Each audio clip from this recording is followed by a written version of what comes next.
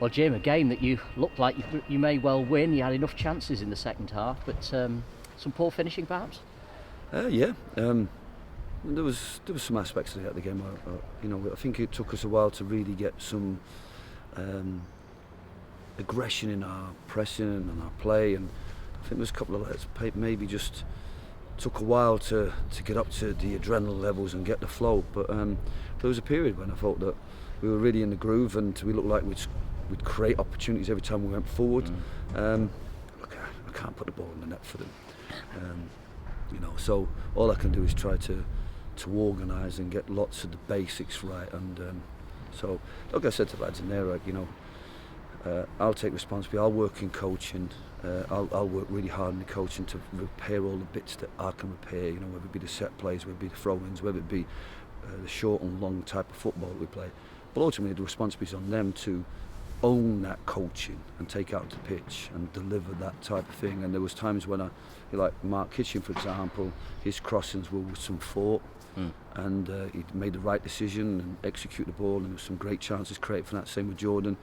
And then on the other side, you're seeing lots of floaty balls, which are not really what are going to hurt them. So it's the lads taking the coaching and the thinking behind what we're doing, and then applying it. Like throw-ins and corners. So, but yeah, that'd be the overriding feelings, the disappointment we didn't take the chances. And everybody's talking about the West Ham game and how proud we were to match them. And I thought, yeah, we did the defensive side really well. But when it came to the purposeful bit, and when you had the opportunities, the set plays were poor against West Ham. We should have created an opportunity from them the way that they did. And that's the margins. And I think again, I was really disappointed with set plays today. Even the one we score from, we're relying on Adam Thomas to make it a better ball and get it into the area where we'll score. So I was pleased for Adam in that regard. But loads of work to be done. I don't want to be top of the league for chances created, penetration made, and all those other stats that people judge on now. And people, me and their manager were talking about it before the game, about the measures. We're high on all of them. Performing above our budget, performing the XG, all the aspects are right up there. But ultimately, we need the finishing to go with it, so that if you create them opportunities, that we finish. So I can take responsibility for lots of things, but when you're out there and you're in front of the goal and you get a decent ball, you've got to hit the net.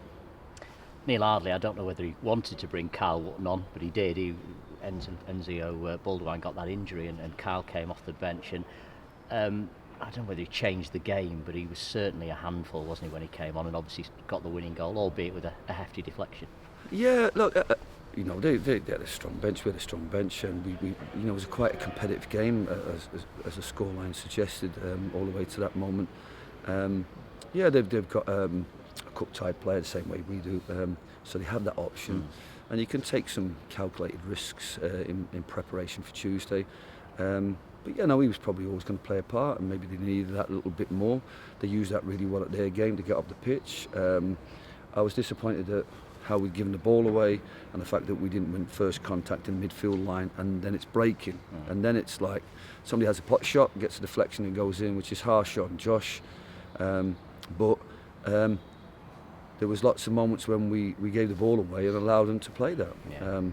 But there was lots good, and there was lots that I could see that we'd worked on. You could see, and there was lots of bits I think they just don't seem to understand what we're trying to get across in the coach, and they don't see the pictures. They don't make the right selection. So, like whether that be a throw-in, or we just throw it down the line. We want everybody to want the ball and play, get the ball down and play, and everybody should be available. Perhaps except the opposite fullback until we switch it. But there was lots of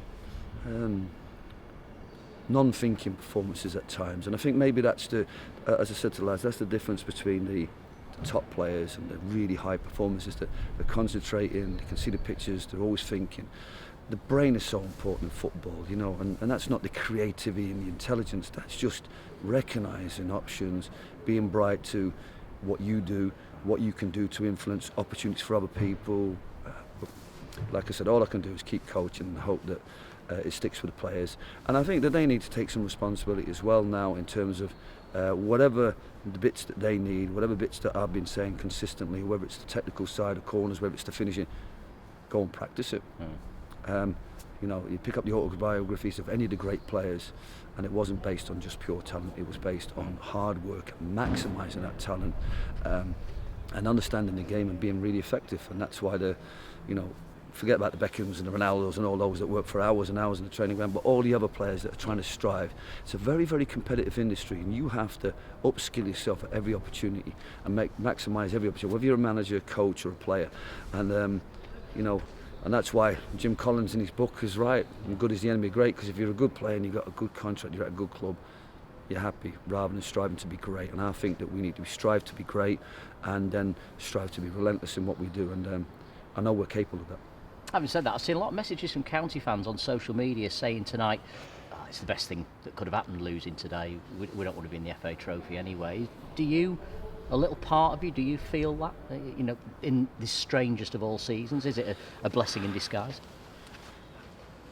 Look, I think that's poor fare. You want to play well, you want to have good football, you want to see goals, you want to win games. Okay, it's a silver lining if you're knocked out. Okay, great, we got knocked out by West Ham, we got knocked out by Notts County, now we can concentrate on the league. Yeah, but you have to use those games to think. And we didn't know what sort of strength of team they played, but I trusted the 18-man squad and took the 7 lads off the bench and put them on, and then put the other 7 lads. And I took that chance to give those lads an opportunity, because in the medium term that will be to benefit of us, to get to see where Josh is at, see where James Jennings is at, and Jamie Stott and Adam Thomas, and see if they can contribute, and that will stand to us. But it's a weird time, because it's a competition where you think if you play well in this competition, you can go all the way to Wembley. Yeah.